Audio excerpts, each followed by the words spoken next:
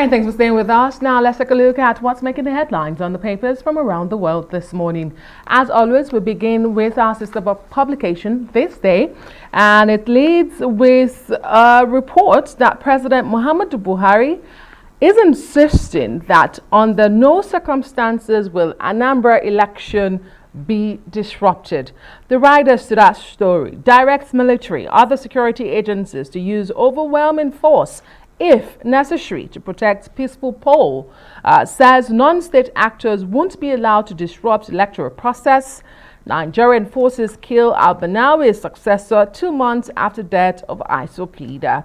Let's take another headline on the front page here. NSAS, hashtag NSAS, it's the window story this morning for this day.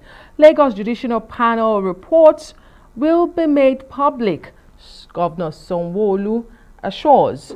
And of course, the leading photograph for this day this morning is standing strong on due process presented. We have there the Vice President, Professor Yemi Oshibajo, flanked by some governors and dignitaries at that event yesterday. Of course, the minister is also in that photograph. And in the Nation newspaper, it's a picture of one of the trains in Nigeria. It was attacked earlier by some bandits and almost derailed, but we can see it's been damaged. But the headlines in the Nation newspaper: explosion on Abuja-Kaduna rail track disrupts operations. Hundreds of passengers stranded. We're working to resume services. That's according to the NRC boss. Even more, Anambra 2021. INEC delivers non-sensitive materials. APC will win, says caretaker secretary. Obiano, that's the governor, promises amnesty for prisoners. Another headline here, interesting one. Kanu pleads not guilty to treasonable felony charge. Nothing must stop Anambra poll, President Buhari tells service chiefs. Moving on to the Punch newspaper, the leading story on the front page this morning: Nnamdi Kanu's trial. Nigerian Bar Association, Ohaneze and others attack the federal government as DSS bars lawyers and journalists. Well, banning lawyers and journalists is despicable as court is a public place, says the NBA. And the Ohaneze demands federal government's apology over treatment of Igbo delegation. And the leading picture today on the front page of The Punch is the leader of the Independent People of Biafra, Nnamdi Kanu, with his lawyers and others during his trial at the Federal High Court in Abuja yesterday. Well, according to The Guardian, the Southeast is on lockdown but was jubilant in mood as the IPOB leader Kanu pleads not guilty in court yesterday. Other headlines, interesting ones this morning: PDP disqualifies Olafesho, 2 orders, clears 27 ahead of convention. E-Naira users can't spend above 500,000 Naira daily, says the Central Bank of Nigeria. You might want to pick a copy to find out details of that. Shehu Sani, others escape death as bandits bomb Abuja-bound train. Rivers to institute criminal proceeding against an oil company. Oyetola, others urge sustenance of our war's educational legacies. For this and more, pick a copy of The Guardian. A quick look at the international papers. This is The Independent, and this one says Care Watchdog warns of tsunami of unmet need. The NHS already struggling to cope as COVID cases hit 50,000. Find out more about that in The Independent paper. And for our press review this morning, Emmanuel Bello joins us now from our offsite studio. Good morning, Emmanuel. Now beginning with our This Day newspaper, President Buhari says under no circumstances will Anambra election be disrupted. Directs the military and other security agencies to use overwhelming force if necessary to protect peaceful poll. Emmanuel, what are your thoughts on this? Well, we've said that Anambra is not just for the president, and I think maybe for the ruling party. It's not just a one-off election. For the president, he's actually looking at Anambra election as a test of wills and of powers, and so it's going to be a litmus test to whether he has any kind of control in the southeast, and for him, and I think for the ruling party and for the administration. how they get these elections right is going to be part and parcel of the narrative as we head into the weeks leading to the election. It started when the INEC boss said, look, that place is not safe. And of course, separatist groups saying that those elections must not happen. And now the president making it a very, very serious security issue, discussing it at the national security meetings and making it look as if, this is one of the biggest security threats in the country. Directed security chiefs to ensure that these elections hold. So for him, this is not just an exercise in democracy, it's also an exercise in suggesting how much control the federal government has got. So it's going to be an interesting showdown. On one hand, those who say these elections will not happen, and of course the federal government determined, even saying that brutal force should be used to ensure that elections happen. You begin to wonder whether we have a war situation on our hands, and you begin to wonder whether the people will even have the confidence to actually come out and vote. We already saw the deployment, 34,000 boots on ground, 3 helicopters will be sent there. And it's almost like a military campaign, but it's all in a democracy, and the presidency worried about the threats to those elections. Yeah, I was going to come to that, Emmanuel Bello. Still on that headline, the president is directing use of overwhelming force if necessary. Now, won't this create a conflict? The APC-led federal government also has got a stake in that election. Do we not see a situation where the authorities begin to threaten people against the ruling party? Yeah, you know what? There's such a serious matter that even the governor of the state had to pay a visit to the villa, especially when at the first instance they were actually contemplating an emergency government or rule in the state. The opposition parties are actually saying, look, you've got a stake in the matter where you're also running elections here.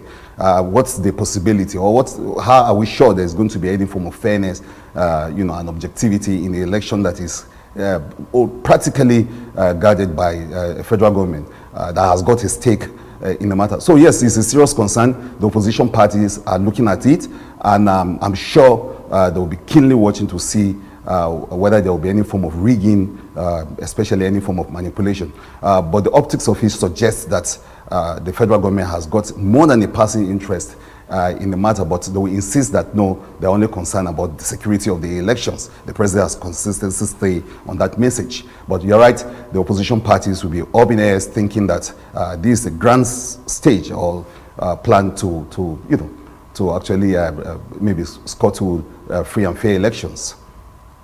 Well, another story occurring on the national dailies this morning in Nigeria is that of the IPOB leader appearing in court after speculation about his health and his whereabouts since his arrest. He finally appeared in court yesterday, and The Guardian is reporting that there was full compliance of the sit-at-home order in the southeast.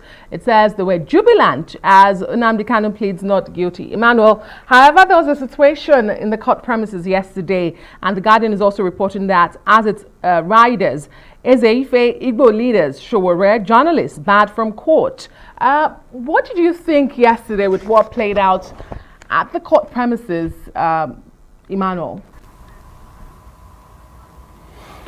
Well, I think for me, especially in my constituency, it's so sad for me that and we're reporting it today that journalists were bad. I mean, where in the world do you bar journalists from going into courtrooms? And the lawyers were up in arms about that, saying, look, even international laws suggest that you allow lawyers and you allow journalists into courtroom. This is not a secret trial. This is not a trial by ordeal. This is not a traditional trial or even a religious one. It's an open democratic process of trial. So no matter the issue involved, you must allow lawyers and you must allow journalists into the premises. So I think the federal government needs to look into that charge. That henceforth, journalists should be allowed to carry out their democratic duties of covering events like that. So that was there, but the federal government also scored a good one by actually, presenting the IPOB leader. A lot of people say it caused a lot of jubilation. In fact, it saved a lot of situation in the Southeast. Just seeing him there smiling in those pictures, I think for so many people, especially his followers, that meant a lot. And following all the speculations about his health and even his whereabouts, it was a good thing that he made that showing yesterday. But the other stories surrounding it, the denials of reporters and even lawyers into the premises, just made it turn a good thing into what looks like a very bad situation again as far as the reporting is concerned.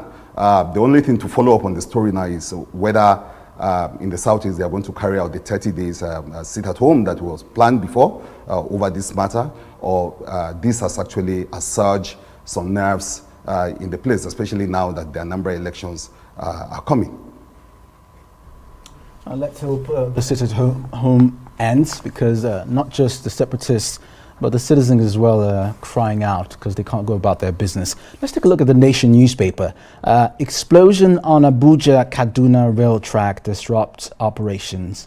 Hundreds of passengers stranded, and the NRC says it's working to resume services. The federal government has been quick to declare the IPOB a terrorist organization. There have been calls in the past to also declare these bandits terrorists. And here we go with another attack on a train. Emmanuel? Yeah, this is bringing it really close home, because I mean, the same people that are supposed to take care of situations, or even, like you say, declare these people, terrorists, these bandits terrorists. Actually, some of the biggest, customers of the Kaduna Abuja train. I've been on those trips before. Very interesting trip. It was an attempt to, apart from, of course, revolutionarizing the transport sector, it was done for safety. Because the roads were not safe, and so the train tracks were better and all that, and many people were feeling safe. The power elite in Abuja who live in Kaduna towards Kanu felt that is a better route for them. But now even that is threatened, and so the situation is no longer going to be as easy as they've always thought it is. Now we have bandits planting bombs. Nobody has actually, there was an attack one time, but it was just maybe stone pebbles thrown at the tracks and all of that. But now bombs are involved. And so it's a very strong statement by the bandits. And of course, I'm sure it's a serious eye-opener for even the power elites in Abuja, who actually, apart from the ordinary people like the rest of us who use those services, this is saying that, look, we know how to target you. We know it's a bold statement from the bandits, and you're right. I think with this, and maybe with other things, I think the federal government will have to know that it has got a serious issue on its hand.